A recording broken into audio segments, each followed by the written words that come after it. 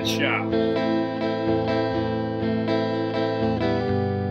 Did you compare him to Kevin White, Alex? I wouldn't put that label on him because I do think he's better than Kevin.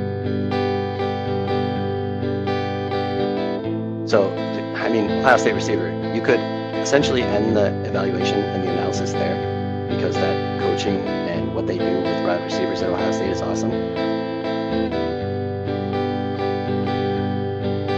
I don't give a damn how young he is. We are not leaving out Patrick Mahomes.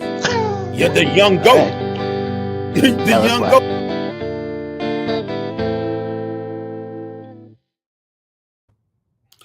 What's good, YouTube? Yeah, it's your boy. We back for another good hour, the good hour. And let's bring up my man Sean. What's good, man? What's going on, Terrence? How's your day going? Hey, I'm good. We can record. How you doing? Oh, I'm doing fantastic. Just got back from my short visit to the States from Syracuse, so 48 hours down there. Quite different than the last time I went down there when Biden was down there. Pretty fun, and we got a treat for the folks tonight. The man's actually showed up to come talk some ball. Yes, sir. I'm here, guys. YouTube.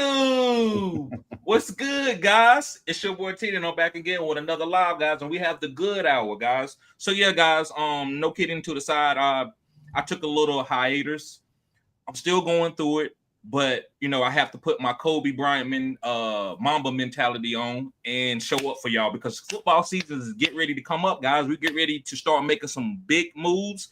I'm so proud of Sean and Terrence and Alex. They've been killing it on the show. So I appreciate y'all showing those guys support because these guys really put in a lot of work for this, guys. So, guys, I'm glad to be back. Excellent. Good. Glad to have you back. Finally showing up. We got some big football news that happened. Derek Carr's retired. So how's that change your fantasy landscape of the Saints now? Especially you, Terrence, being a Saints fan. Oh, don't let me start on the Saints. You know, I have formally denounced the Saints. It's done. I don't want no more part of the Saints. And you know, so that's over. I don't give a shit what happened with the Saints. I don't care if they implode or whatever. Derek Carr retiring didn't do nothing for me. Matter of fact, I think it was a strategic move. I think he's gonna be back in the league. He gonna sit out a year and he gonna be back. Watch. Yeah, I could see that. On another team. Yeah, and that allows the Saints to tank for Arch Manning, maybe talk him into coming, right? That's why they drafted that Texas kid. Bullshit. Think about it good. That's bullshit. You tanking for Arch Manning? You have Shadur Sanders 5 times in your face, and you don't draft him, knowing that Derek Carr got a shoulder issue. I'm telling you, it's a lot of people got a lot of explaining to do. If Shadur Sanders goes out and plays elite ball, I don't know what people are going to say. It's nothing that you're going to be able to sell me on. You basically don't care about winning. I don't want to hear nobody say they're about winning anymore. It's a player comfortable in your facility. That's what it's about. It's not about winning. Oh, for sure. Well, did you see Mike Tomlin's comments? No, what did Mike Tomlin say? When they asked him about it, why he didn't take them even after 21 or whatever, kept passing him. He's like, we have a certain way we do things in Pittsburgh, and he just doesn't fit that mold. He was never on our boards. He was never going to be picked by us. He wasn't even a consideration because his off-field antics aren't what represents the Pittsburgh Steelers best. What off-field antics? Mike Tomlin should be fired. Look, y'all, I'm the odd guy out when it comes to Shador. Like y'all take the Shador Sanders love to the aspiration that I can't go to, but I'm never against the kid. I've always only, disliked them fantasy-wise. I never was on them fantasy-wise, but as a person, as a real-life player, I'm rooting for him. And this leads to why I don't mess with the Saints no more, because I watched them pass on him and then go draft Tyler Shuck, whatever his name is. But this dude had a low prospect score. I'm like, you draft him, you take a chance on him, but you don't want to take a chance on Shador when I'm from New Orleans. This is true chocolate city. Come on now. Chocolate city. Go get Shador and get your fan base behind it. Like you just don't know how popular he would have been in New Orleans. Now We know. I don't know. I don't know if he purposely messed up the interview. I don't know. That's hearsay. I can't prove that because nothing have came out about that. But what is it to spend a late round pick on him? I mean, do like the Cleveland Browns did. More quarterbacks in the room, the merrier. We're gonna figure the quarterback situation out. I mean, well, did you hear what came out of Cleveland about that? What did they say? What not? So basically, they wanted to take the owner Haslam wanted them to take Shador at one point too. So they traded back to talk him out, hoping somebody else wouldn't. So that's why they took Mason Graham there. Then they took Dylan Gabriel in the third round, hoping that would just turn him off, but he was still at them. So in the fifth round, he ordered them to move up to get Shador. So I think Shador has a pretty long leash. I think he's going to be week 1 starter there. Right. I don't know about all that. I don't know about right. You Did you hear what Drew? Even Drew Brees said why we should have got Shador Sanders. Even Drew Brees talked about for that New Orleans. Y'all didn't see that? No. I didn't see that one. Yeah, Drew Brees talked about it. Man, listen. One thing about the NFL, guys, and professional sports in America, we didn't care about your color, your skin. We didn't care how you talk shit. We didn't care about none of that. Can you play? That's one thing. That's why we love sports. That's why sports is our number one moneymaker in the United States, outside of gambling and a couple other things. But now, that integrity has been taken away.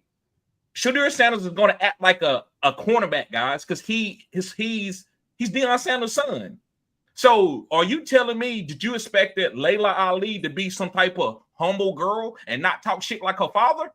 No. So this boy looks up to his father. So you're going to be like, guys, listen, we're going this interview. He's going to talk like he's Deion. What we need to see is, can he play on the field? He's not going to come in here and say, I'm going for the greater good of the team. He's a Sanders. So he's going to talk, hey, you want me here? I'm going to win. You want me here? You want to win? Draft me. He's going to talk like that because his father's Deion. Don't take that personal. But now they want to take that personal. So I want to see that type of energy moving forward. When I see somebody is out there talking crazy, he think he the best in sliced bread, don't draft his ass.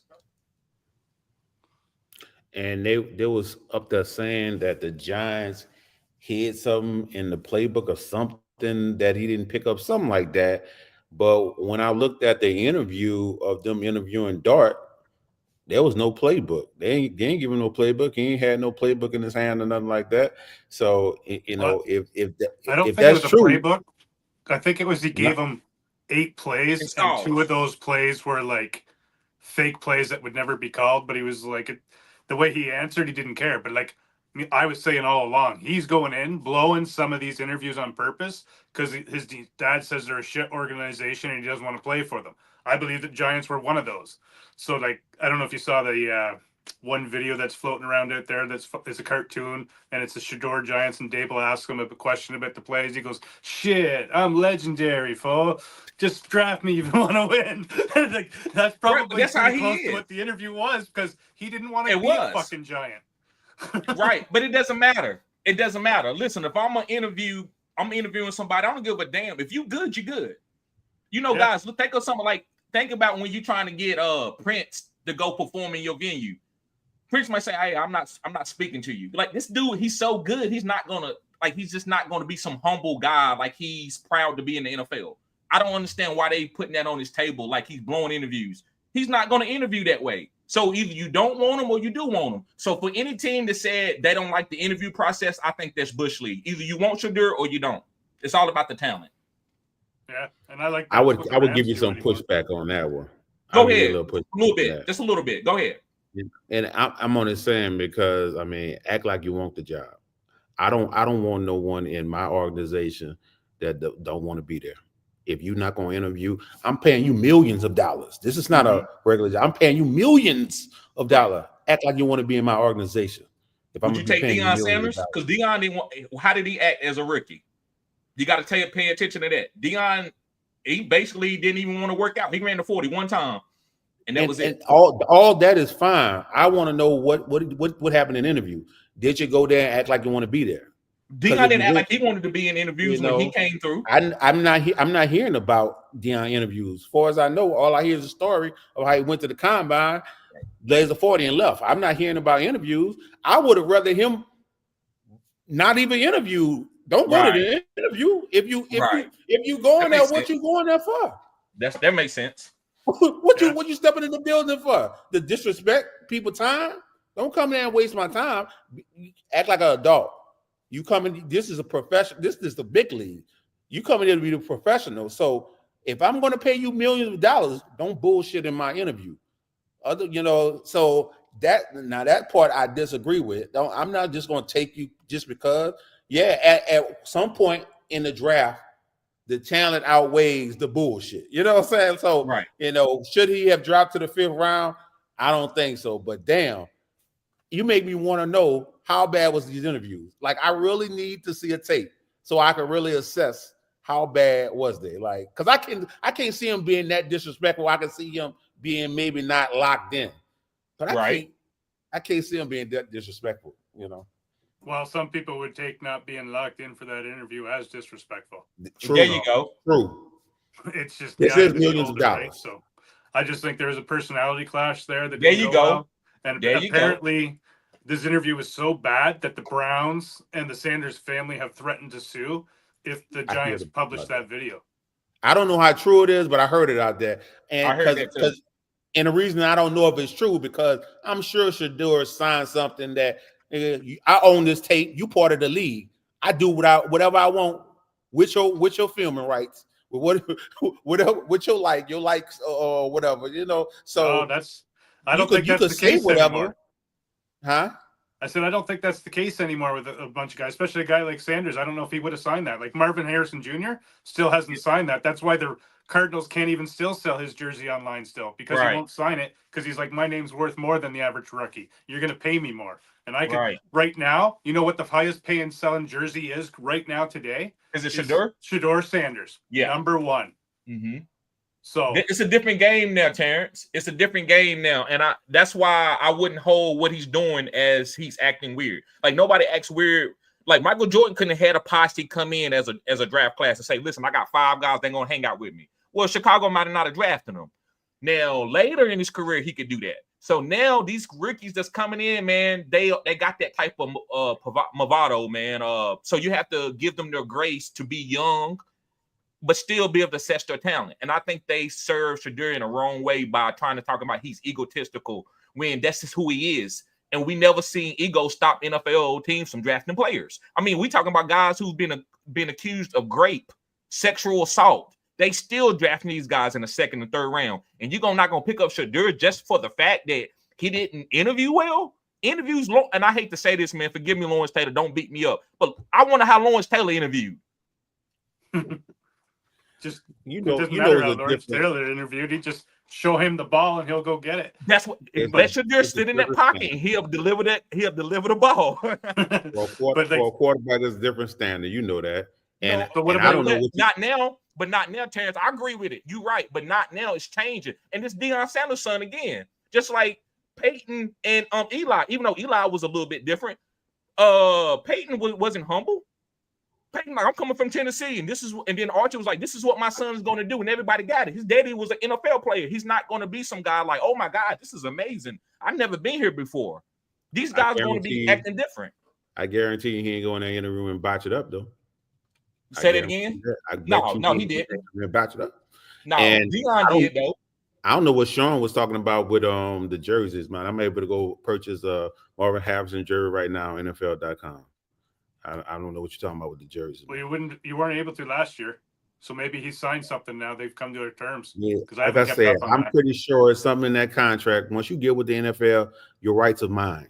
Like, you might earn a share, your rights are mine. They gonna make money off you. Period. You ain't getting past that. It's still not as bad as the WWE with Vince McMahon. When you sign a contract with him for life, any money that you make, he gets a percentage back. So like all The Rock, all the movies he's made, John Cena, they all have to send him a portion of those funds from the movie that they made to him. Because I put you on. You know why you is who you are. You wouldn't have been. Yeah, but people ain't signing those type of deals though no more. That's why they pay him, and they don't even complain, Terrence. They're like, Yep. I wouldn't be here if it wasn't for Vince, so That's the I don't small people mind think feeding of the that. hand that fed me. Great They got to business. be an arrogant man. You know who could? You know who can actually do that? Shador can actually do that part. Like Shador have a bigger name than Marvin Harris Jr. I don't know what Marvin Harris. He's nothing without football. Shador could go to the UFL and still be selling jerseys. You know, like that's how big his name is. That's not Marvin Harrison Jr. That's You even arrogance right got there. the Shador fan clubs from college saying they're not even going to buy his jersey online through the NFL. They're going to only buy his jerseys through Shador's own website and his merchandise. So it'll be interesting. But shall we get in and talk about our wide R Mount Rushmores? Mm-hmm. I don't know what a YR is. We're going to address this right now. I don't know what a YR is. That stands for year where I'm from. Wide receiver. WR? WR. Yeah, let's get on this right now. I'm a little dyslexic here. Stop making fun of me. I'm feeling triggered. All right. Yeah, so let's go ahead and Sean, tell me your Mount Rushmore wide receivers. All right. Well, I'm going to start with my number one guy. No other than Jerry Rice. You can see I got a poster of him here in the background in his shirt. Greatest wide receiver to ever grace the gridiron. Guy that got me into football and even interested into it and learning the game. Catches bricks with his hands to learn how to catch for football when he was in the off season from his dad, because his dad was a bricker and he'd throw down the bricks when they're tearing stuff down and he'd be catching them. Like, that's why he had such great strength. Broke every record, ones that won't even be breaking. Like, he over the age of 40, he has 2,500 and something yards. The next best wide receiver over the age of 40 is Tom Brady, 6 yards. Like, it's just crazy. You got records that's just not going to be beat. After him, I've got another 49er, Terrell Owens, probably my personal favorite YR of all time.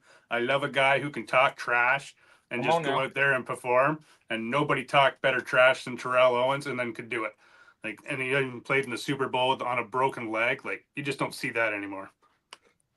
The third guy I got is Megatron.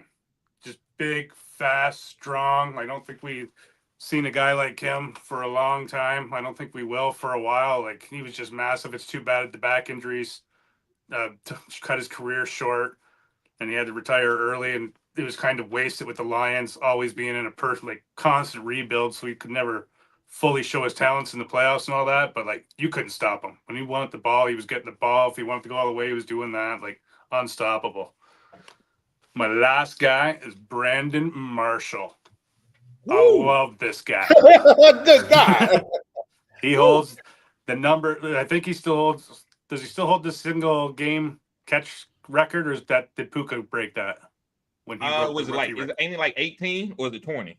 Well, Brandon Marshall had 21. Okay. So I don't know if he still holds the record or not, but like, that game, the guy was unstoppable when he won it, and he was so good when he worked with Jay Cutler. He'd be like, when he catch a ball, it'd be a little off. He'd be like, "Hey Jay, on the sidelines, check your diabetes sugar levels, like, because that ball was a little off." And Jay Cutler would check, and his sugar levels would be low, so he'd take a bit of insulin and then be back up. Like, he was good, man, and severely underrated. Even when he went to the Jets, and him and Eric Decker on each side, like, it didn't matter where he went, he was pretty dominant, and I love him. He still hold a record, 21 receptions in one game. He still holds it. Yeah. Yeah, I thought you were going to have. Real I thought quick, you were going to have the exact same list as me, but go ahead. No, yeah, I just wanted to, because somebody became a member. Miracle League, what's up, bro? Appreciate you, man. Yes, sir. You've been a member for a while now. Appreciate you renewing that membership. I'm sorry, Terrence. Go ahead. Oh, no, I was just saying I thought we was going to have the exact same list, because it was going, down a path, and then you threw a curveball at the end. So with that curveball, I'm not even gonna go second, because I was just gonna jump on your coattail and just reiterate some things you said. But we going to Mr. Good himself. Who you got on your Mount Rushmore? Well, this is tough, because there's a couple guys that he mentioned that I wanted on my list, but I couldn't get him in there, and I could change. It could change from a year from now. I'm just be honest with you, but right now this is my Mount Rushmore, because things are changing all the time. My first me and Alex did this last year, and I had Chris Carter on my list, so Brandon Marshall switched spots with him. Right. So just personal preference, and I've now appreciate Brandon Marshall a little bit more now that he's been away from the league a little bit. Like, there you I go. love a That's physical receiver. right. So I guess I go work my way up from 4 to 1. But my first guy I want to talk about is Michael Irvin. And yes, I am biased. I am a Cowboy fan, so I can be biased. But the reason why I love Michael Irvin and everybody want to talk about numbers, that's why I don't give a damn about numbers. Because Michael Irvin doesn't have the numbers that a lot of wide receivers. It's like 20 wide receivers got better numbers. But Michael Irvin was a great blocker. He did whatever his team asked him to do. He did it. And the reason why he did it because he wanted to win. So having a bunch of numbers doesn't always get you wins. So Michael Irvin, to me, if you ask him to win on any route, he can do anything you ask him to do, and he's a great team guy. He was the leader. You tell me one wide receiver captain, I'll cash out you $5. I'm talking about for a championship team. You can talk about Ray Lewis. You can talk about it's a lot big men. I mean, you can talk about a lot of guys that's been captains of the teams, but not as a wide receiver. And so that makes Michael Irvin put him up there as my top 4 Rushmore with 3 championship rings. I love Michael Irvin, man. He was great. He was great. Whatever he wanted to do. Short. Right. The next one is going to be Antonio Brown. This dude, everybody that got in front of him, I never saw a corner lock him down ever. I would have loved to see Deion Sanders or Darrelle Reeves at a younger age go against Antonio Brown. But Antonio Brown, to me, is one of the greatest, shortest wide receivers of all time. I think he's just as good as Michael Irvin, Jerry Rice. He just didn't. His career wasn't that long. But you know what happened to him was that Buffett hit when he got that concussion. He was never the same guy after then. Like and that's what people CTE. Right. That's what people say.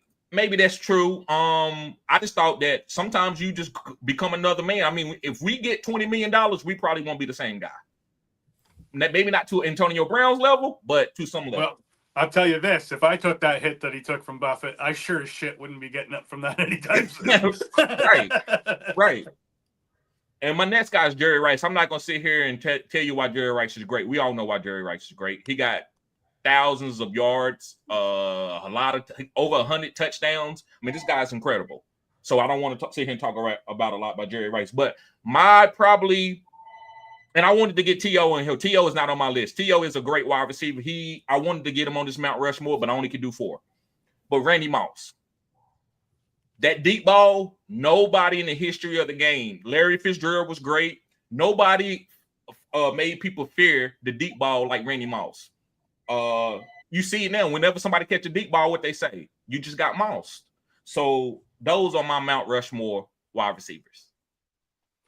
Nice. I can't never put Randy Moss on mine. I've watched him play like from the time he was a rookie till the time he retired, and too early in his career for too many years. All that time with the Vikings, took too many plays off. Like if he would have just ran his routes even just properly, he could have helped his team elevate to the next level. But because he took so many plays off early in his career, I can't have him on that list because it just doesn't seem like you were a team guy. But nobody did that deep ball over the head catch better than him. He was like that.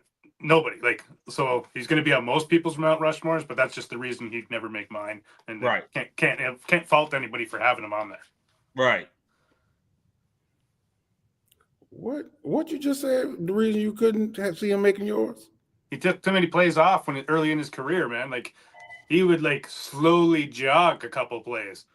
If the ball wasn't coming to him and he knew it, it was a half-ass route run. It was like the cornerback could basically jog beside him because he wasn't really running route. I think some of that is what you talk about the Oakland Raiders. I don't think that should count. It didn't count for Carson Palmer's career. What's that? The Raiders. I'm talking about his time with the Vikings. But I think that's also a part of him. That's kind of like, I would say, James Harden doing a lot of dribbling. That was Randy Moss' game. He jogged off the line of scrimmage. He didn't never really start off fast like that. Yeah, he could have changed that team's next to the next level had he done that. That's my point.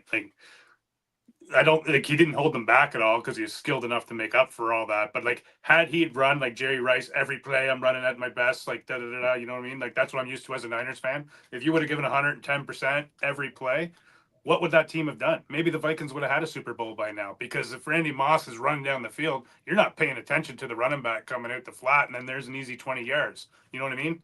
Right. It would change the whole impact of the game if he went full tilt the whole time, and like maybe he would have even got closer to Jerry Rice's numbers. Right. That may be true. I just see some of the ways guys act. I see it as their personality. I don't really hold him accountable. As long as you so great, he was so great. I just say, okay, you just a deep ball guy. I don't think you should be running slants hard as you can, even when you're not getting the ball, because that wasn't him. But I get what you're saying. I'm not gonna sit here and say he ran every route 100% because he did not. But I think that was kind of his bravado. Like, I'm a jog right here, but then the next play, I'm gonna go over your head for 50. Yeah, I guess. But when he was jogging, it was when the ball wasn't coming to him. They still had a safety over the top too, though. When he was jogging, they still had a safety over the top in case he took it off. For sure, you had to, because you just never to. knew which play he was going to do it at, right? So right. I don't know. Right. But if you always had that safety scared, like how easy would that be to get that run game going? That's true. All right. What about you, Terrence? What's your list? And you know, my top people, everybody pretty much done said. Number one, Jerry Rice. That's my GOAT. I grew up as a 49er fan because of him. So that's my guy. Next guy is Megatron. Kelvin Johnson looks like a creative player.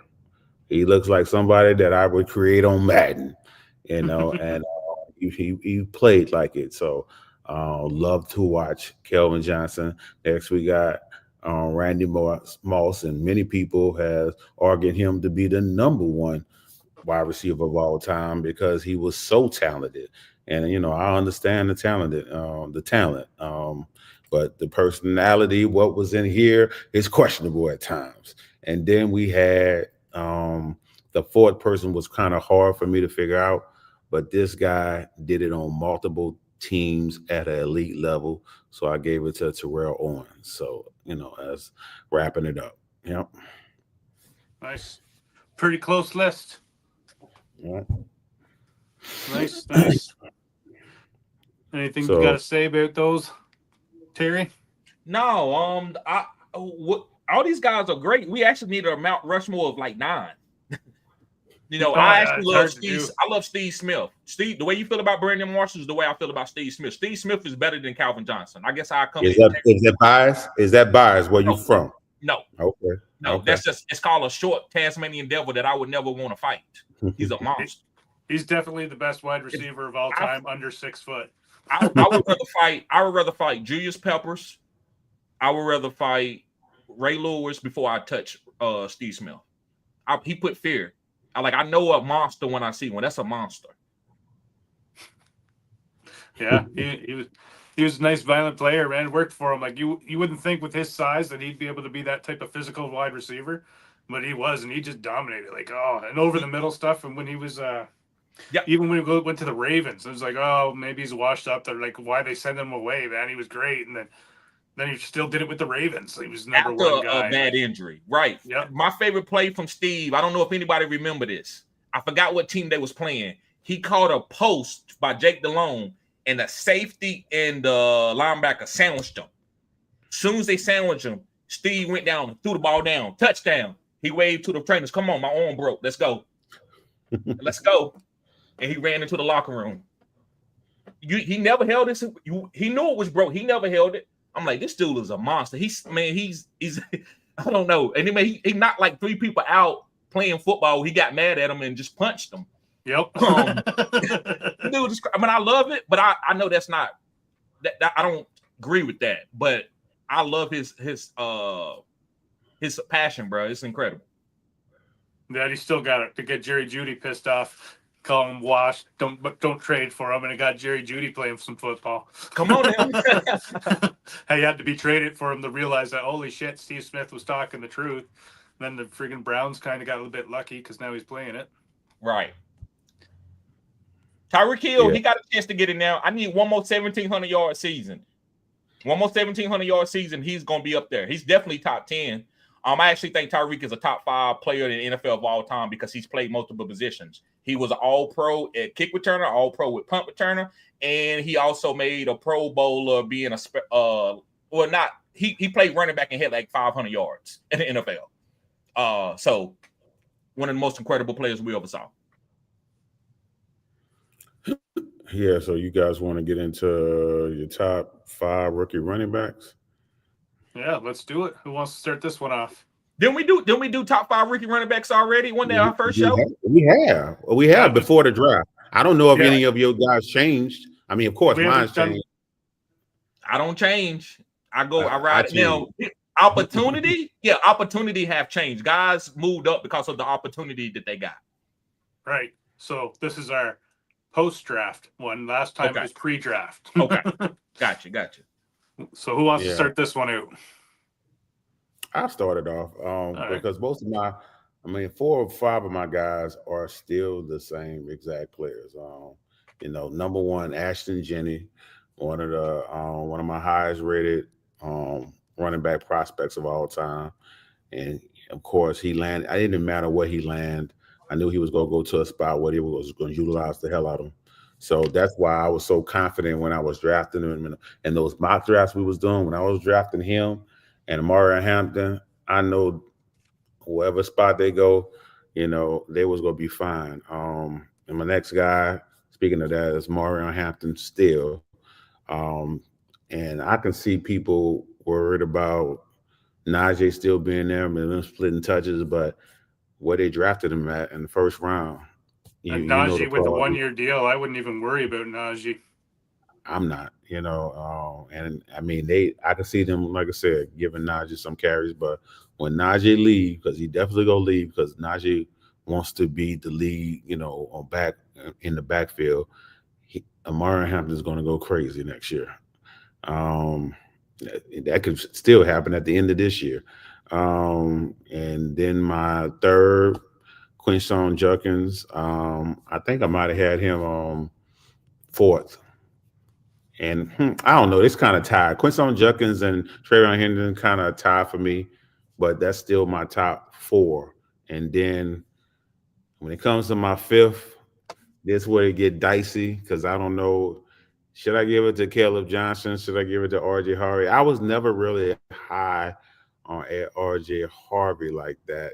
I see the talent, but he was an older prospect, so I probably feel more comfortable in rookie drafts taking Caleb Johnson over RJ Harvey, even though he's in a better situation and people are excited more so about his landing spot than him as a prospect, it seems. So that's my top 5.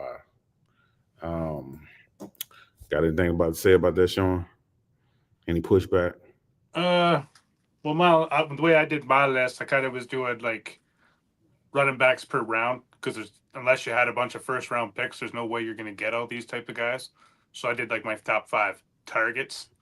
So that would be the only thing I would say. All these guys, if you can get them. If you're on the clock, take your favorite guy amongst those guys. Like, they're all first round picks for sure. I agree with you, RJ Harvey. People are more about the situation and being with Sean Payton more than the actual player, because what he did with Alvin Kamara, right? That's what they think is going to happen with RJ Harvey. I'm a little cautious on that myself. I'd pump the brakes a little bit, but like at the back end of the first, if Ibuka's gone, I would think about RJ Harvey. So, Good. Who is your top 5 rookie running backs? You said yours didn't change. You remember your top 5? Yeah, I got him. I got him right here. So first guy I like is DJ Giddens. Now he does have Jonathan Taylor in front of him, so I'm gonna break down a little bit why I'm going with these guys over some tough teams that they're gonna have to overcome to get on the field. But DJ Giddens is a pass catching running back. If you go back and watch DJ Giddens at Kansas State, he was a satellite back. I always break down 2 different things of type of backs, and sometimes it could be 3. But one type of style back that gets on the field no matter what is a running back that can catch passes. He's special, kind of like a Nyheim Hines, kind of like Alvin Kamara early in his career, which he's a fullback now. But I like DJ Giddens, and Jonathan Taylor's also injury prone, so I like DJ Giddens' ability, even with Jonathan Taylor being in front of him, because this guy could take a workload with 15 to 20 touches, and he's going to be able to catch passes. And Jonathan Taylor can go down at any time. And this is a good run scheme team. When you have quarterbacks like Daniel Jones and Anthony Richardson, it's only going to help the running backs. So I love DJ Giddens. Draft him no matter what. Once you know, and I want you to fill it out in your draft, guys. And I'm sorry we haven't been doing a lot of mock drafts, but we're going to do more. That way you can kind of fill it out and take these guys at the right time, because all these backs are good. It doesn't really matter. It's all about opportunity. The next guy is RJ Harvey. I like RJ Harvey because of Sean Payton, but also it kind of makes me want to maybe pick certain guys over him, because Sean Payton, who the hell can trust Sean Payton? He might put Audric Estime in the beginning. He might put RJ Harvey out there. Shit, he might put somebody that's off the streets in there. So you definitely want to have RJ Harvey on your team, because I always say when it comes to running backs and fantasy, it's like bingo. You just want to have that number. If they call 075, you want to have that. If they call for RJ Harvey number to be the starter, you want to have him on your team. That way you can place him in your starting lineup that particular week. But RJ Harvey does run hard. He is a good player. I like he finishes strong. Travion Henderson, I think he reminds me of baby. I'm calling him Baby Gibbs. Very explosive. I like him over Jukins, because Jukins to me is a more of a run between the tackles guy. But Travion Henderson can hit the big play, and I like guys who can hit the big play, especially in fantasy, because a lot of guys don't get 20 carries a game. So if I give you 12 carries, can you get a home run for me? Can you take it to the crib? Can you catch a ball and make somebody miss and take off 60? I like those type of players, because everybody's not going to get Christian McCaffrey numbers and opportunities to score for you. So Travion Henderson, guys, I think he's probably the most explosive running back in this draft. The next most explosive running back is Bayshore Tootin from Virginia Tech. Guy is very fast. He's a little bit undersized, but he's fast. And in today's NFL, the size don't matter. Pause. Size don't matter. Pause. But Bashu Tootin, I think, guys, he's gonna be able to make big plays. Again, he's a fast running back. He had the fastest 40 time, I believe, in the NFL Combine. So that helps me. I feel comfortable having guys like that on my team. Go ahead. What you about to say, Maximus? He had the fastest among running backs. Oh yeah, among running backs. I'm sorry. All right, and my last guy is Amari Hampton, and it's the opportunity. He's playing with Jim Harbaugh, who loves to run the ball. Now, I do like Justin Herbert this year to make a lot of big plays. But Amari Hampton, to me, eventually, as the season goes on, he's going to be the starting running back and get a lot of opportunities. And even if you have to play him and Najee Harris together, that's okay. I've told y'all it's okay to play two running backs together. Nobody wants to talk about that. I told y'all 3 years ago that David Montgomery and Jahmyr Gibbs was going to be a team that you could play together. TD, I'm not playing nobody together. That is too many. They didn't have enough opportunities. And then everybody's trying to draft David Montgomery and Jahmyr Gibbs together. So that's what Amari Hampton is. I'm still picking up Najee Harris, and I'm definitely getting Amari Hampton in the first round of my draft. Nice. All right, so we'll go to mine. My first number one guy, and the guy I'm getting in the first. What's that? Of course, I got to give a little pushback. Give pushback. Give pushback. It wouldn't be me without a little pushback. I don't know. I see Chef, talking about is that Chef? No, that was on Chris. Chris, it's like DJ Gooden is a very good prospect. I mean, he was before he got 5th round draft capital. Now he's just a regular prospect now. I mean, once you get 5th round draft capital, you need to temper all your expectations, because they can easily, I see you said JT may be gone after this year. Yeah, he may go. And they're going to draft another running back with better draft capital than DJ Gooden. That's how that works. I don't put too much stock into a 5th round running back. I don't care what excuse you want to give for this draft class being stacked. Well, guess what? People still was getting 1st round draft capital in this class. If there was him, the NFL would show you him. It is what it is. Let me ask you this. What was Terrell Davis draft capital? I don't remember. But that sounds like 20 years ago. Yeah, that's like 4th round. I think when it comes to running backs, if you go back and look at the top 5 running backs the last 5 years, there are guys in the top 5, at least 2 guys that was drafted in the 5th round. Running backs draft capital doesn't matter for that position. 6th round for Davis. You said in the last 5 years, who? James Robinson, the number 1 running back.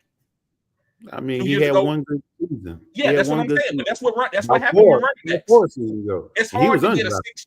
Bro, we only got 10 running backs in the history of the NFL to play longer than 5 or 6 years and be good. So it's only going to happen for 2 to 3 years most of the time anyway. Well, my main thing is what I said. Don't put too much faith in. Of course, Right, right. if you able to get a man to produce for a season, great. But There I you just go. say don't put too much faith in it. And But then just like Tootin had like I told y'all before, and you disagree with me, and it ended up happening the same way. I felt the same way I felt about Alabama Canada with Tootin. Alabama Canada came out and killed the combine, super athletic. He was set up to earn a number of my badges and then didn't get the draft capital, and he was just a jag. And that's how I felt kind of about Tootin. Yeah, Tootin, if he get the opportunity, he gonna blow out the water. But this man, the third man on the depth chart right now, like a running back with third round draft capital and first round draft capital, he is behind. Now you can say whatever tell you want. Oh, this may happen, this may happen, this may. I'm telling you what it is right now, where he at. And it ain't changing until one of them move. It's not changing. He's not gonna beat out both of them guys. That's not gonna happen. But but sometimes guys can just get roles and be good. Be good within that role. I was about to tell you about another guy. I forgot. Who was the guy? Yeah, man. It's just a lot of running backs that get drafted. Don't even get drafted, man. It's good to me. The way I look at my running backs, bro, it's like bingo. I'm not necessarily trying to get the guy that's going to last 10 years. I just want, whenever somebody's get ready to start within the 17 weeks, I just want to have that guy. Because I've seen guys not play the whole damn year, and then week 16 and week 17, I need them for fantasy, and they come through and give me 15 points, and I win the championship. That's how I look at my running backs. Wide receivers, I'm not picking no 5th-round wide receiver. And Puka Nacua, good for you, buddy. Good for you, Puka. I'm not looking for no Puka Nacua. I'm drafting high elite guys with targets, but running backs, I treat them like I treat my ladies. I just need you for one night.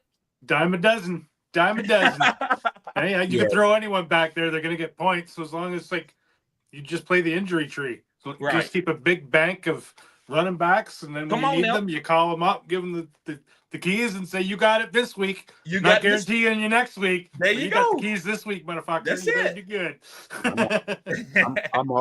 I agree with that. Like I said, I'll draft any of these lower round running backs, but wide receiver, I'm not trying to guess who will be the next Puka Nacua. I'm not. I'm not trying to guess that. Right. You can't. That shit'll drive you crazy. Oh, yeah. I'm pretty good at it. So I was drafting Puka Nacua. Hold up. I was drafting Cooper Kupp. You are in fantasy leagues, dynasty leagues with him. Is he doing it like that? Yeah, he nice. He nice, man. From 3 or 4 years ago, he was on guys that was drafted late and wasn't drafted, and they end up being pretty good players. I can't think of some of the guys right now. What's a couple guys from years ago? Elijah Mitchell. Maximus was on Elijah Mitchell, bro, before he even started. He was with the 49ers. He gonna be on anybody with the 49ers. Yeah, but he was on Trey Lance. I trust that Shanahan system. I'm not even saying Kyle's system. I'm saying Shanahan's system, because Kyle just updated it for today's game. It's still Mike's system. I trust that system, man. You throw any running back in that, I'm going to draft all those 49ers ones, because the same thing Goody's talking about. When they get the call up, Christian McCaffrey's out, you're getting the start. That's like 20, 25 fantasy points right there, because I guarantee you Kyle's going to run them into the ground, because he does that with his starters. He doesn't give a shit about these players. And if you don't go out every play and play 100%, then you're on that bench. That's why Brandon Ayuk was benched for about 6 games as a rookie, because he wasn't giving his all. Right. Well, all right. I'll get into my list now. Yeah, you're, and this is not his top 5. This is his top. These are my must 5. Walk away. I got to have these players. Okay. In each round, right? I can get each one in each round. Okay. I don't. I get Gianti. I get Hampton. I'm not going to have that high of a pick. I'm never having that high. Gianti and Hampton in the same round. That's not going to happen. No, you need the 1 and you need the 2 pick to get them both. Like, in my mind, because they should be the 1, 2. But anyway, so my number 1, because I think it's a reasonable get, and he's my number 1 running back. I would prefer him personally over Jenkins and Hampton, is Quayshawn Jukins. The guy can do it all. He's got the home run speed. He did that type of stuff with Ole Miss. And just when he came, the reason he went to Ohio State was because he wanted to split that load so that he had more tread when he got to the NFL. And he's even got Dylan Sampson there. Great. I love it. Now we're going to keep him fresh. He's going to get going. He's going to last longer in the season. So he's my first round target early in first round. Like I would take him. I would try to trade back, but if I couldn't, I would take him 1.1 if I had it. Oh, so you got him over Hampton now? Because at first you was talking about you would take Hampton 1-on-1, so he over Hampton. I would, but I would try to trade out of that pick to get Quayshawn Jukins too, because I'm not. You know what I mean? Like Jukins is my number one guy. I gotta have this guy. I love his style of play. I love watching him play. I want to come out of the draft with Quayshawn Jukins. And that's kind of how I did this list. Who are the 5 guys I want to have coming out of drafts? So my number 2 guy for the Giants, Cam Scabito. I'm taking him probably late first, early second round if he's there. I got to come around with this guy. He's a bowling ball, man. You can't knock him down. I don't care what the combine numbers were. If that knocked him down list, don't give a shit. Because you know what Cam Scabito is? He's a goddamn football player. And you give a football player a ball, what's going to happen? Magical things. So I expect Cam Scabito to complement very nicely with what Tyrone Tracy does. So they can work like Gibbs and Monty. Like they're such different backs that it'll just work well. There you go. My next guy, Devin Neal. And I'm looking at him. I'm probably taking him as early as 2.09 for the Saints. I love this guy and his multiple speeds. I just can't wait to see what he can do in the NFL. He's behind Alvin Kamara, which I don't even mind because that's going to help him learn how to be a professional, how to train, how to practice. I like that. So I think he's even going to get on the field, probably produce some games too, because Alvin Kamara is getting up there in age, and he might even be a trade target because he might not want to go through this rebuild. So he might even be gone from the Saints by week 5. My next guy, Woody Marks for the Texans. And my comp for Woody Marks coming out of this draft was Joe Mixon, and then the Texans drafted him. Now he's behind Joe Mixon, learning how to be a professional. Again, the same thing. So if Joe Mixon goes down, I expect Woody Marks to come in and play that role exactly like Joe Mixon does. And probably, again, you could probably start him 2, 3, 4 games because Mixon's been missing some time lately. And my last guy is Ollie Gordon for the Dolphins. I think they got him in the 7th round, but Oklahoma struggled last year. The whole offense didn't look good. The quarterback struggled. The wide receivers were. So obviously it was easy to stack the box against Ollie. I think he's better than where he got drafted. And if Oklahoma didn't struggle, he would have probably went in the 3rd or the 4th round. And again, he complements Devin Achane very nicely. He can get up that middle. He's a big, powerful back, and he has home run speed as well. So he's kind of like, to me, a poor man's Omar Hampton. So those are my 5. Good. You got anything to say about that? Yeah, the first pushback will be on Ollie Gordon. It's never a bad running back that you can draft that they go to, especially a good team. But Jalen Wright is a good player. Oh, I like Jalen Wright too. Jalen Wright. I don't think it's room for all 3 and for 2 of the pass to Waddle, and just to say if Tyreek going to stay there. So I would definitely, I think Ollie Gordon, if you can get him as a pickup off waivers, or you can get him in the last round of your draft, I think it's a great pick. It's never really a bad draft pick when you're picking up a running back. Any running back can start at any day. So I think Ollie Gordon is a good player too. Yeah, you're getting him at the late 4th round, right, mid 5th round. Like, right. You're not spending high draft capital on him, but like I said, I can walk away from the draft with all 5 of these people if I play my cards right. You know what I mean? So those are my 5 must take away. I'm going to try to come away with as many of these running backs as I can, and I can spread it out over a couple rounds. Right, and I agree with that. I don't even want to be disingenuous to what you're saying, but guys, that is the strategy that I try to do in every draft. I don't want to draft one big home run guy unless I really think he's special, but I'm just trying to get as many running backs as I can. That way, if when they numbers call, I got them. No matter when they drafted or as long as they in the NFL, I want to have them on my team if I got room. It was another guy. Okay, you talked about Crenshaw taking him early. I can't take him at the 1-on-1. Now, if you in a single quarterback league, I guess you could take him with the 1-on-1. But, guys, I don't think he's going to be immediately getting 15 to 20 carries. If I draft you with the 1-on-1, I need you to get 15, 20 carries in the first quadrant of the season. I don't need you to come along. Oh, I think he's getting that. I don't know if he will or not. I don't know because it looks like he's going to win the job, but I don't know. They could come out and split it 50-50, 12-10, 12-8 the first 4 weeks of the season with Sampson and Crenshaw or even Ford. Ford is still there right now. Everybody has a plan until Jukins punches them in the face with those long home runs. There you go. And then you're just not going to be able to take them off the field. So I'm not worried about it. You're right. The cream always rises to the top. I I believe that too. And that they got no happens. quarterback, so they got to run the ball 30, 40 times a game. Right. Unless right. Shedeur, they give the job to Shedeur week 1, then maybe they can throw. But yeah, I don't know if you saw those side by sides, but Shedor's like a full second ahead getting his release off, and he's more accurate than Gabriel. Yeah, of course he is. I'm not even you. Well, we're gonna get to that, and you know that terms. You know I believe that. But yeah, just going back to Crenshaw, I can't tell you wrong, but I'm trying to think of a running back. Let's think of a running back. Okay, let's not do Jahmyr Gibbs. B. John Robinson. I felt good about drafting B. John with the 1-on-1 because I knew that he was gonna get the work, even though he came along a little slower than we wanted. But Crenshaw, do you believe that he's gonna come out with week 120 carries? Yeah, I do. Okay. Do you believe that, Terrence? I would feel more comfortable with maybe 15. Right. Because I mean, Jesus, Dylan Sampson got 4th round draft capital. That's pretty significant. 4th round draft capital after drafting him in the 2nd, and he still got Jerome Ford on the roster. You know, yeah, but I'm not worried about Ford. I mean, I do believe the cream. There's a reason they went out and got 2 running backs, but it might not be week 1. But Sampson was a part of my top 5 before the draft. Like he's talented. He's small, but he's very talented. So I don't want another running back in the field that I know catches the ball. So that would be my question. Like who's going to be playing on like third down? You know, I would think it would be Ford. No, it'd be Jukins. He blocks better. Okay.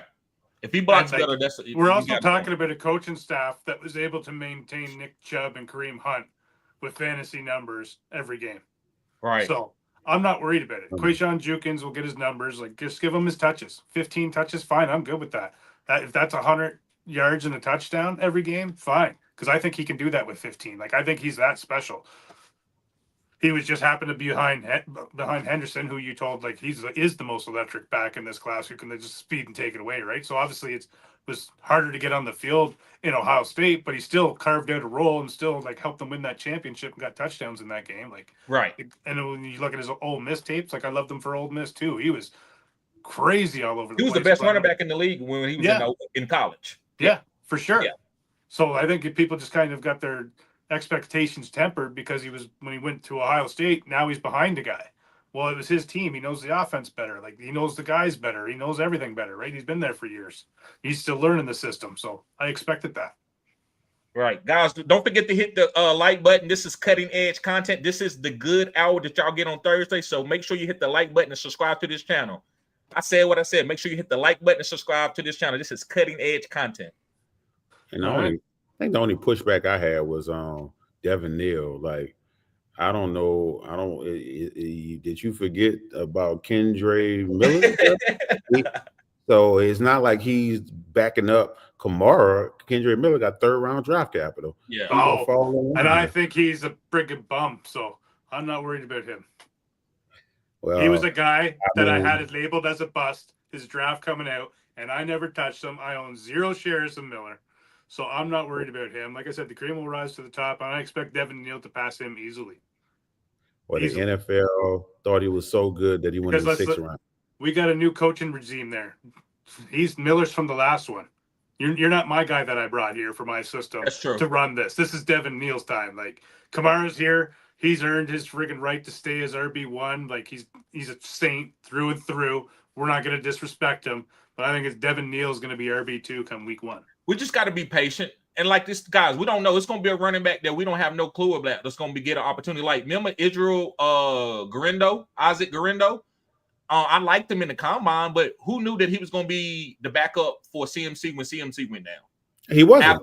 After Jordan Mason went down. There you go. There you go. And that's why I would always draft a running back in with the 49ers. I don't give a damn what he had because they run through running backs. I'll go ahead and draft whoever 4th string. I don't mind. I don't want to draft Trey Sermon. I don't know what happened with Trey Sermon. I don't know what happened to him. I'll tell you exactly what happened with Trey Sermon. No, before you start, I'll do the same thing with the Dolphins. I'll do the same thing with the Dolphins. But go ahead. Sermon is a guy that likes to feel it, use his feet, bounce around, and Kyle Shanahan's system's one cut and go. He just fell in love with friggin' Sermon and his size and like how he had that speed, but he thought he could convert him from what he was to a one-cut running back. It just was never going to work. You're taking a guy and you're trying to shove him into your square hole, but he's a circle, so it's not going to fit. So that's why he did better when he went to the Colts. Why? Because Jonathan Taylor's got that happy feet too, where he likes to bounce around a little bit to find where he wants to explode out of. So it worked when Jonathan Taylor went down and Sermon went in because it's the same sort of style of play. But Right. you want to get to your question and answers with Terry? Right before we get to the comments, I need to address something that happened. We are in the group chat, and the topic of Shedeur, and we already addressed Shedeur, so we're not gonna get in long. The topic of Shedeur came up because I was like, bro, like I because these other three guys are huge Shedeur fans, and I told you, I just try to be the level-headed one to try to temper the expectations and stuff like that. I try to be the level one, but someone said that Shedeur Sanders is the best prospect that came into the NFL since Andrew Luck. How dare you throw Andrew Luck and Shedeur in the same sentence? It should be Andrew Luck was something different. So, Sean, are you giving any pushback to that? Or you on board with that too? I am not on board with that because thank you. There's two guys. If I have a tier one coming out of college going to the NFL, there's only two guys on that list. The first one's Peyton Manning, understood the game mentally tough, like just everything, like, and he knew how to get into people's heads too. Like, and then the next guy is Andrew Luck. The guy didn't even show up to the training camp for he was 3 or 4 weeks late. Shows up his first day of training camp. The defense does audibles into something, which they're practicing. It was all planned. Andrew Luck changes the play at the line to I think it was 133rd play. They said Gus, I think, was the coach. Bradley, and he had to blow the whistle and call dead. He's like, Andrew, we're not there for another 2 months. So missing 4 weeks, day one, first play, he's already 4 weeks ahead of everybody else in training camp, and he was finishing his degree in architecture, which they say he finished so high in what he got in that if he wanted to be, he could be the #1 architect in the world. Right. That's Andrew Luck's superpower. He's very, very smart and knows the game that way. But I would say that Andrew Luck was probably coming out of the college, not even top 20. But his cerebralness was really, really good. Andrew Luck didn't have no strong arm. No. Andrew Luck didn't have a strong. He's a strong guy in the pocket who can deliver the ball, but he didn't have no Dan Marino's arm, no Jay Cutler's arm, Cam Newton arm. He had a very accurate quarterback. Yeah, and very Andrew Luck. He could throw 40, Andrew 50 Luck yards. was the LeBron James.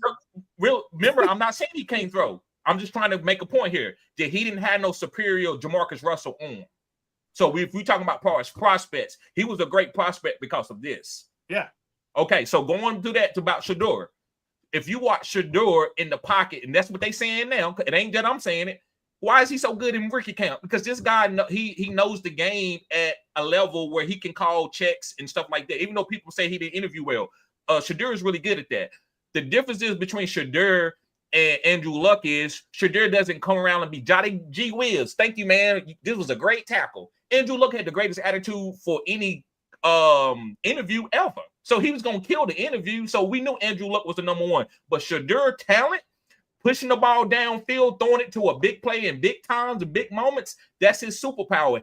Imagine if he would have went to look at Joe Burrow in Ohio State and tell me what that is, and then go look at Joe Burrow at LSU. You put Shedeur Sanders on a team like Alabama or somewhere, oh my goodness. This dude was going to be the #1 pick. But he went to a school like Colorado where all they had was Travis Hunter. They didn't have the defense to make sure that he could run the ball easy. He never had to be put himself in harm's way. So Shedeur, the best thing that I see in Shedeur is he get just like Dan Marino. Dan Marino would get up, throw 20 picks. He still was tough. He still wasn't scared to push the ball downfield. It wasn't that he was doing what Andrew Luck was that made Dan Marino a great quarterback. So same thing when it comes to Shedeur. It's his moxie. I don't give a damn if you hit me in the mouth. I'm pushing the ball downfield to my best weapon, Jamar Chase. Sack Jamar Chase again. Sack. I'm going to you, Jamar. That's the NFL type quality quarterbacks. These other quarterbacks, you start hitting them, they get scared. Daniel Jones, Christian Ponder, the guy that played for the Vikings this year, Sam Darnold. These guys get frustrated in the pocket. Shedeur would never get frustrated in the pocket, ever. So that's why I think because he's one of used the to best running prospects around with ever. Colorado. Huh? He hasn't had a line of the whole time in Jackson State. No Exactly. line. He went to Colorado. Exactly. No line. Like even like Deion Sanders was getting mad at the offensive line coach. He's like, run the ball. He's like, we can't because we can't even. The offensive line's not there. They just couldn't bring offensive line guys. Exactly. There. They didn't even have 1,000 yards rushing the 2 years that he played. But I would say Luck could throw the ball 10, 15 yards further coming out right now than than Sanders can throw it. I wouldn't say 10 to 15 yards. He said what he said. Easily. He said what he said. Right. So when we watching the combine, not the combine, we watching preseason, and he deliver a ball in the air, 60 yards in the air. What are we gonna say? Because Andrew Luck probably could throw the ball. I don't think we'll see Shedeur throwing 60 yards in the air to start out. He might try it, but those balls are slow near the end on his 60-yarders to Travis Hunter. Just like Drew Brees. Andrew Luck's were never wobbly going that far. He didn't have a big arm like Jay Cutler or Matt Stafford, but he could throw 50 yards and get that ball there, and it would be the same speed as throwing it 20 yards. I don't think Sanders has that yet. I disagree, but we'll be. I'll show you some film and we'll see. I can't convince you on that because that's what you saw. I love Sanders, man. Like I would. Yeah, I know, but I know his. I have him on that out of his tier. He's in it. Listen, so it goes to back like the tour. And you remember this, Terrence? You remember when Tyreek first got there to Miami? You know what everybody was saying? It's not gonna work. Tua don't have a strong arm. But guess what? They didn't understand. Tua anticipation. So Shedeur anticipation is so great. He's not going to stand off and back one leg like this with somebody hanging on him and throw it 60 yards. No, that's not Shedeur. But he's going to be, He's going to put the ball out. The dude ain't even turned around yet. This thing, the ball already out there. That's how you defeat arm strength. Yeah. So Shadeur's going to get the ball out quick. That didn't make any sense when they thought he needed arm strength to throw to a man that has fast speed that can separate. Makes no sense. But I don't want us going too long. I did have 3 things to say. One, go ahead. Andrew Luck is the LeBron James of the NFL. That's how I felt when he came out because he was him. 2, it was something about Shedeur.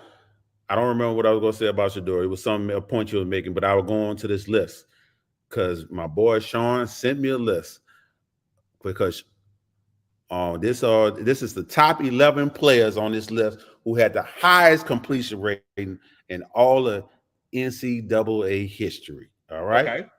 All right. So at number 11, and I want you to, stop me when you hear the person that you felt like had a great career.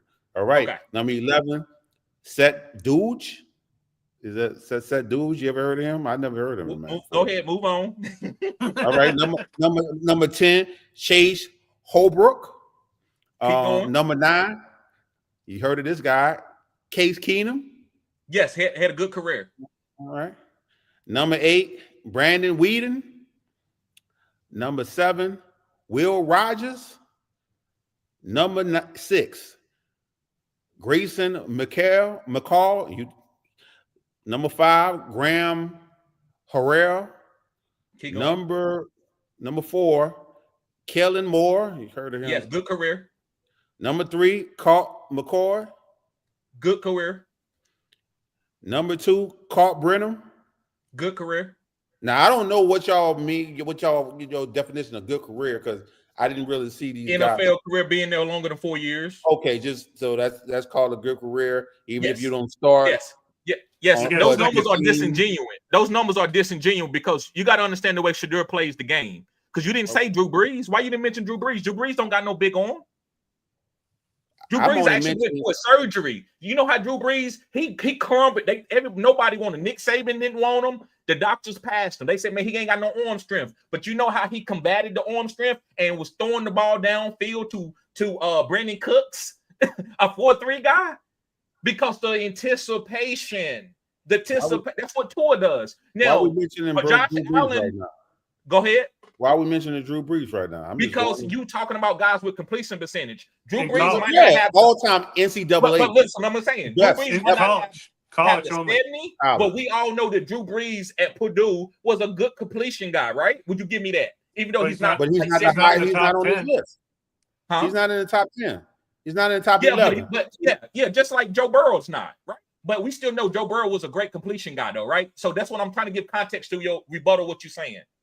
I'm Well, trying to I get haven't context finished. about what you're saying. So number one is Shador Sanders. Number one. So these Right. 11 guys I named, if you just go off the ones that have played, throw Shador out. So the other people that was top 10, like nobody really had a significant career, because usually people that have the high completions is usually a short of A-dot. So I'm just saying with that list, Right. But seems what I like could go our to boy is we could go to Sanders, the 40. We could go we to the have a 40 now. Steve Cliff to climb. That's all I'm Right, saying. right. I agree with that. But we could what you doing is I could say you can say this guy ran a 4.2, and I could go to all the guys who had the fastest time in the combine, and it will only be 2 guys that had a good NFL career. But that doesn't mean that you're still not gonna give that guy, oh, he fast. That's a good attribute. So what I'm saying, Shador might be on a list where completion percentage guys they didn't have great careers, right? Or they didn't be a top guy.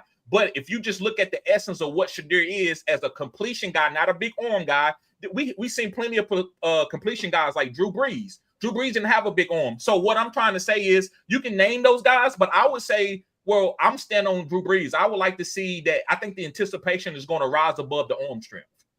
Here we go see. Yeah, well, Brock Purdy's an anticipation guy too. So, all right. So guys, y'all want to get into some of the questions? Yeah.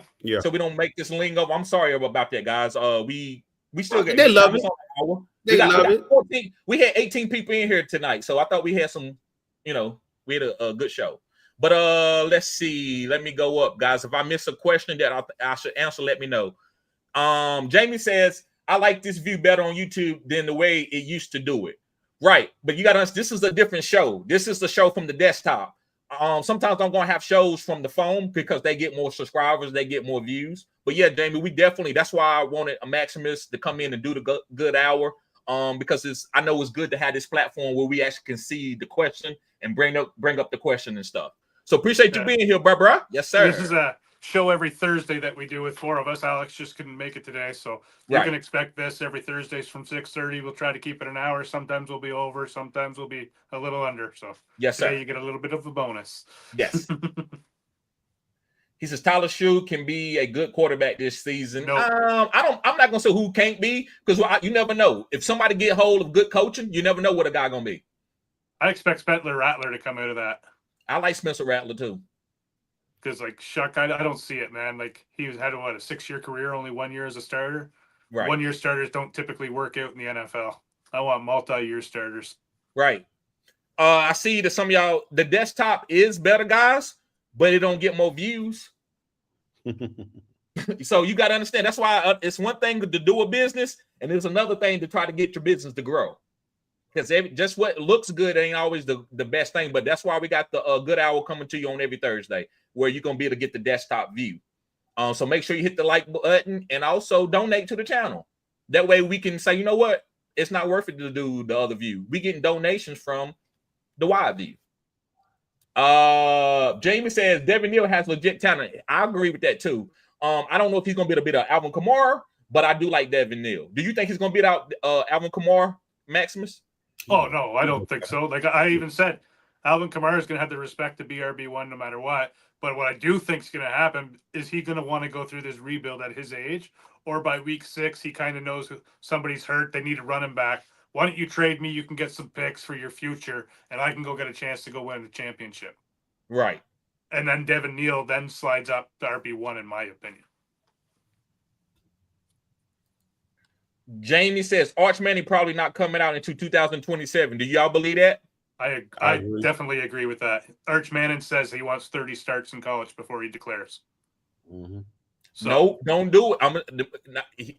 See, that's to me, that's hypocritical. Why you want to do that? I mean, I know it's not all the same as Shador, but you're doing it. You want to know why you do that? Because you're a Manning royalty football god. That's what I'm trying to say. Archibald Manning, the father, said you're going to do. You don't come out until you get 2 years starting. Once you're 2 years starting, then you declare. That's my point. We know you're going to go number 1 because Manning's must go number 1 overall. Right, that's my point when going with Shador. What do you think Manning's going to do? Y'all know a Manning going to be a Manning, and a Sanders is going to be a Sanders. That's my point. I agree too. Jamie said there's 5 quarterbacks next year's draft that could be first-round talents. Yep. Well, we say that now until they go out and throw 5 picks in a game. That could change too with all this nil money. Right. Show is a natural thrower of all levels on the field, especially on deep passes. He can throw from all kinds of body positions, alternate arm angles while staying accurate. And he's brittle. So we'll see if he make it through a whole season. See if he can handle the pressure of the NFL defensive ends coming down on him too pretty quickly. I don't think he's got that in him with that 1 year start. Like, did you actually see that footage going around this week of Tua? He had a camera in his helmet. That was pretty neat to watch, man. We're gonna see a lot of that. That makes me think, realize how hard it is to play quarterback. I was like, what are you seeing? He launching the ball. I was like, I don't see nobody. I can't even see. And then, who the fuck did he throw? Oh my God, how did he see that? Right. Imagine when we get the contacts and shit with like the software shit. And then you can actually see it from the contact lens. That's gonna be incredible. That's what the future, because I work at Dell. And they got glasses. They're gonna have contacts where you can go and operate your phone through your contact lenses or eyeglasses. So they already have that, don't they? Yeah, but they're working on it, getting it even to like the sports venue and stuff. So that's gonna be cool.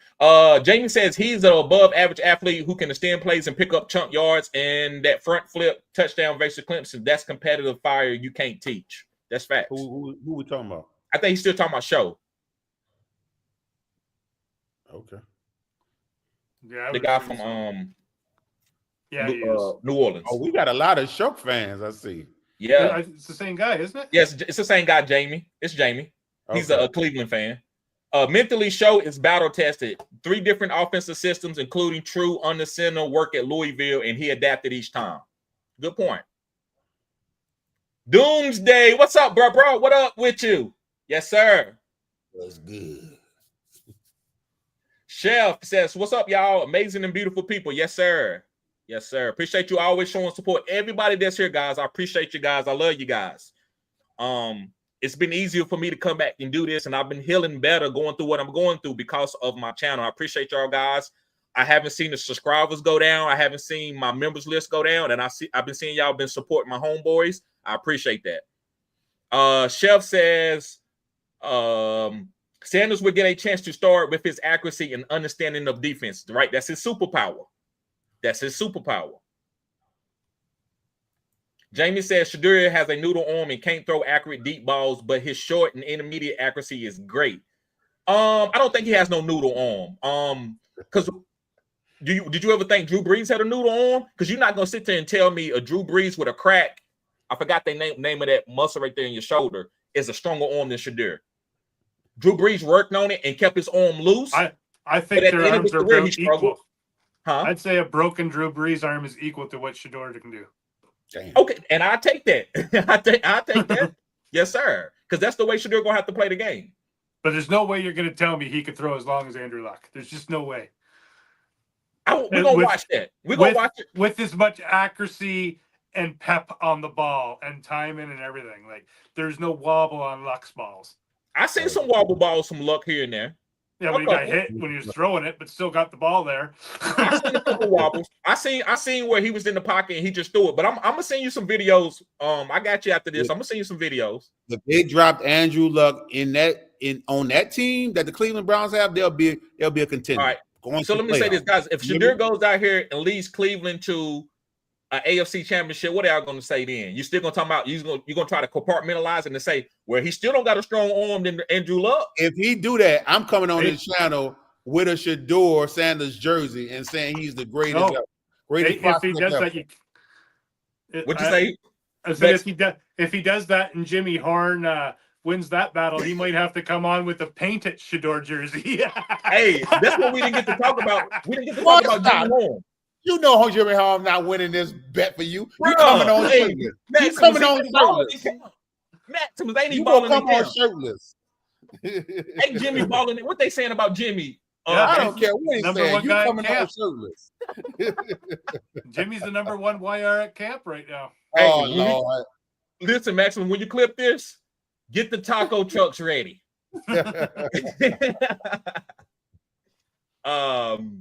Jamie said Shedeur takes way too many sacks and has a horrible blitz recognition.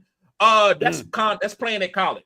If you watch guys play in college, watch Cam Newton play in college. Watch Ryan Tannehill play in college. These guys didn't have the same game when they got to the pros. Shadir is not going to run around because he can't outrun Michael Parsons. He can't outrun, I was going to actually say a bigger guy. Like some of these big-time defensive tackles at 300 pounds, he can't outrun them. So he's going to get the ball out quick. He's going to learn that with Kevin Stefanski.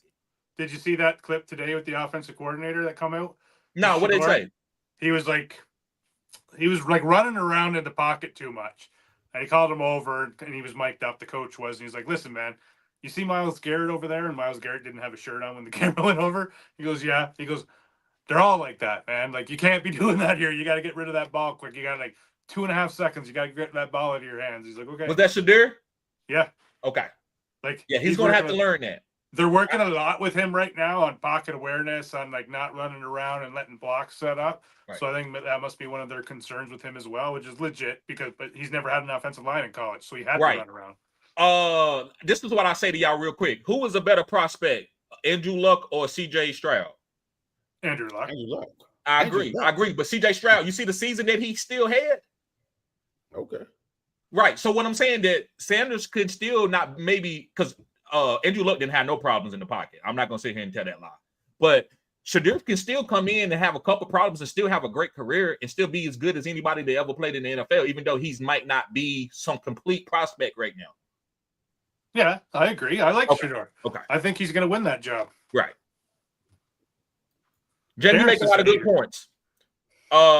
MHJ said held out because of the NIL in the NFL. This is what he was talking about, Maxim, earlier when y'all was trying to look at the jersey thing. These college players with NIL will have better understanding of how the NFL plans to exploit. Come on now, exploit their NIL for money and should be better at bargaining now. Right.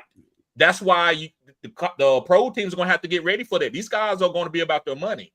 Well, it's not even that they got better at bargaining. Where else can you go to play football? You can't bargain with the NFL. You're not going nowhere else. Well, you're not even bargaining with them. There's nowhere else for you to go. You bargain with that clothing company, Fanatics. They're the ones that own everything. Yeah, that's who you bargain with. But there ain't no bargain with the NFL. Yeah, and they've got the licensing deal with the NFL to do this. So Marvin's saying to Fanatics, no, you can't sell my jersey because I'm worth more than what you say rookies are worth in their first year. Right. Went out there and disappointed too. Brandon Marster over Moss. Yeah, that's what I said too, Maximus. That's rough. Moss will never be on my list. Never. And Tyreek Hill will not be either, guys. He can't stand Tyreek. Nope. Maximus usually Maximus is very fair-minded when it comes to just your ability. But if you do something off the field or you don't hustle, he'll get rid of you quick. Cutting you. And Josh Allen's about to be on that cut list. Oh, buddy. Devin Hester was the captain as a wide receiver. Yeah, I guess he was the captain, but he wasn't. I didn't never see Devin Hester in the middle of the group and saying, "Guys, let's get hype." He was a special teams captain. Yeah, he was a special team. He wasn't like Michael Irvin before the game started in the tunnel. Everybody would be huddled around him in the middle. Not the linebacker, not the running back, not the quarterback, not even Troy Aikman. It was Michael Irvin. I've never seen a quarterback command a team. I mean, a wide receiver command a team like that. A championship winning team. I thought Jerry Rice was one of the captains on his team. Jerry Rice didn't say shit. He just went out there and ran routes and took balls from Joe Montana and Steve Young. Jerry led by doing. There you go. Big Will in the house. I say Big Will in the house. Watch your mouth. He says Julio, Moss, T.O. Rice, Megatron. Well, my question to Big Will is, who you taking off? He gave us top five. You might have to take Julio off. I like Julio over Megatron, but I respect Megatron. Chef says, I hated being a Bears fan during the time of Culpepper and Moss and Stafford and Megatron. Yeah, you can see why. I hated Kurt Warner forever until he retired. People couldn't figure it out. I'm like, I'm a fucking Niners fan. I had to go against that guy twice a year. Like, you didn't hate the Cowboys for knocking y'all off in the championship game 3 years in a row? Oh, Bro, I love. trust me, I hate the Cowgirls. You have a hate and love relationship for the Cowboys because that was the Super Bowl. Like that's how I felt as a fan back then. When they met, that's the Super Bowl. Because we're gonna beat whoever win gonna beat whoever gets to the Super Bowl. The Bills was on the other end of a lot of ass we beat. Come on now. The Super Bowl was the NFC Championship. For You're real. right. Yeah, for a long time. 49ers, Green Bay, Cowboys, like that was the staple for a long time. Right. A good 5 years. And we were passing Dion around like a prostitute. Oh, well, man. we only got 1 year with him because he couldn't get along real. with Jerry. And if Jerry wanted to get rid of him, you don't go against Jerry. Come on now. But I was on euphoria though, because both of my favorite players of all time was on the same team at the same time. I was like, this is what I've been wanting all my life. Right. I loved it. Chef said you could include Favre and Donald Driver at that time. Okay. He was just talking about players around that time that was balling out. Tyreek Hill, yes. I do think Tyreek Hill, 2 more 1,700-yard seasons, he will be on my Mount Rushmore. Under 6, okay, he's talking about under 6 feet, like we was talking about with Steve. Nah, I think Steve Smith's still better than him. Don't make me choose between two beautiful women. Like you already put Steve Smith on your Mount Rushmore, so you chose. No, I didn't put Steve. No, I didn't put Steve Smith on there. Oh, okay. I thought I was just talking about him because he's one of my favorite players to play.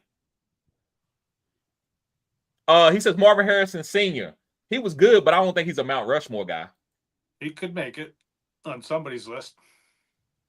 Now, bro, we got like 8 wide receivers that got crazy numbers.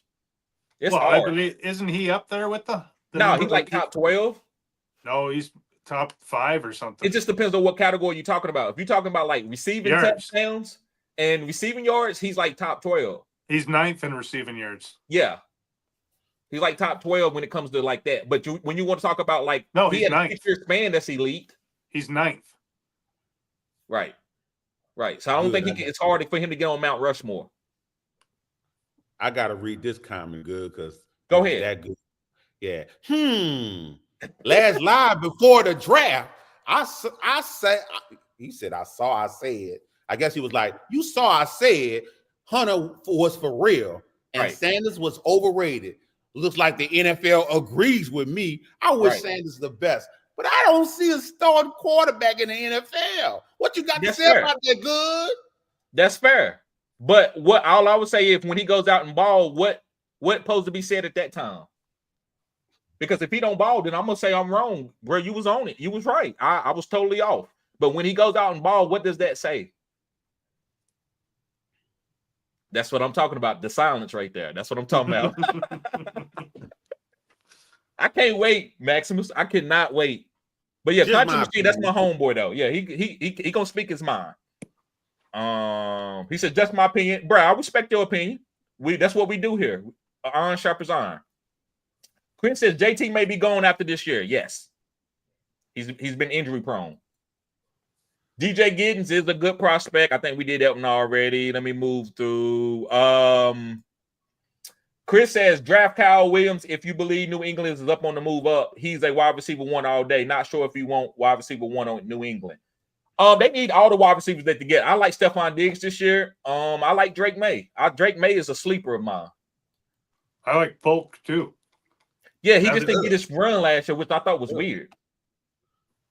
He wasn't good enough, obviously. This man was out there doing nothing. He got on the field. He didn't produce. What's up, Harambe? Yes, sir. Matt Galloway, what's up, bro? He says, I don't know if you guys have talked about Woody Marks.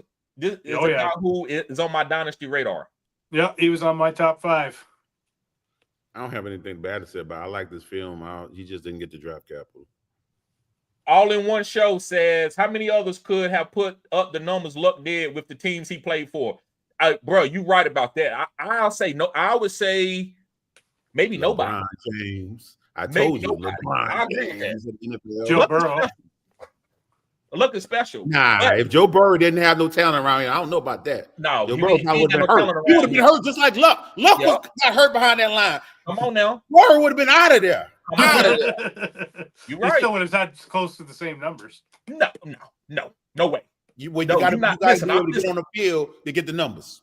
Joe Burrow and Shadur, in my opinion, are both good quarterbacks.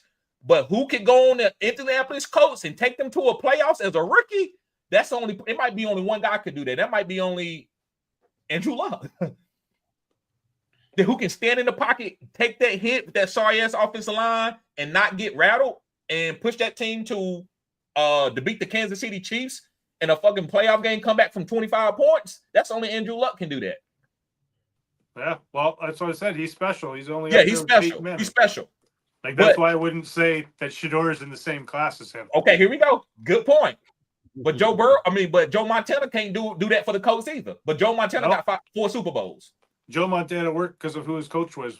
There you go. That's my point. And it just meshed well, right? Like that's what you got to film, and that's a lot of what I do in this fantasy. Who's going to work in whose system? There you go. You're right. Facts with that. I think Shadur, because of Kevin Stefanski, is going to be good. I love Kevin Stefanski offense. I love the way he do his tight ends. Pause. Harambe says you could also make a point that Shadur is playing against weaker defenses based on the school he went to. Just saying, right? So could you say that about Dan Marino? They're playing for Pittsburgh. He wasn't playing in the SEC, but he still was a great quarterback.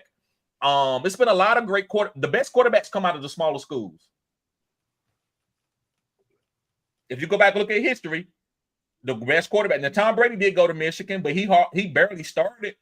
Joe Burrow transferred from Ohio State to LSU. So, I mean, guys transfer out. Guys play against certain type of talent. I don't think that tells you if you can play in the NFL or not. C.A. Jefferson says, TD preaching. All in one show said if Shadur ends up being a backup quarterback behind Dylan Graver, the hype could increase his trade value. That's true. Silver Rapture, what's up, brother? He said Shadur is going to dissect defenses. He is going to be better than Kyler Murray, but not quite. No, he's not going to be Lamar Jackson. But yeah, I do think he can be better than Kyler Murray, not in running the ball, but just delivering the ball in the pocket and making big plays. And being a better quarterback. Yeah, and being an overall better quarterback, yes. I think he's better than Murray now. Okay, Murray's a fantasy championship killer, man. I would take. Well, I'm not that big on him as a real life quarterback. As a fantasy quarterback, I'm always drafting Murray. Well, C.A. Jefferson said that's that bullshit. I don't know. I want to know what he was talking about.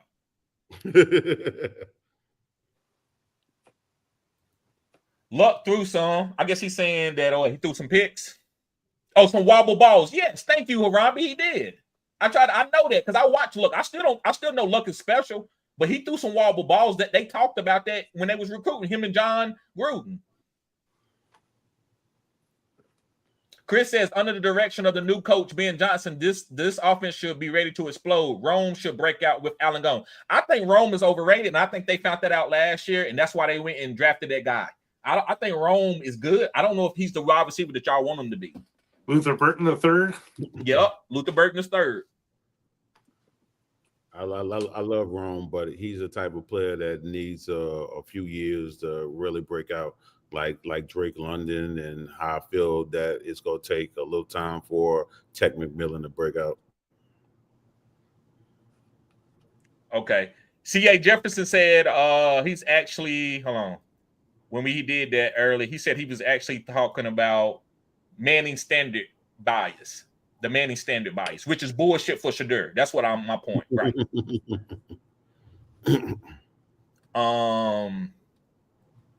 Chris says we did that one already. Chris says under direction of new. That's the same one. I'm sorry about that. Han Wars was a captain too. He was. I didn't never see him hyping his team up though, Matt, like the way Michael Irvin was. But Han was a captain too. It's been a lot of wide receiver captains, but they wasn't the number one captain of their team over the quarterback. Troy didn't want it though. Who, Troy Polamalu? No, Aikman. Oh, Troy. He always said he had other things to do to be ready for the game. That he couldn't be the hype man. Well, he can't beat out Michael Irvin. That's easy to say. That's like me saying that if I'm playing on the Lakers, I don't want to be the guy to shoot the free throws. No, you got Kobe Bryant here. You got Michael Irvin here. I mean, but if it wasn't no Michael Irvin on that team, I believe that Troy Aikman would have been a vocal. Oh, probably. Leader. Yeah. I think that was just his way of saying it's okay. There you go. Facts. Facts. Rainey says Mount Rushmore wide receivers: Antonio Brown, Randy Moss, Calvin Johnson, and Jerry Rice. Who can argue with that? I can't argue with that.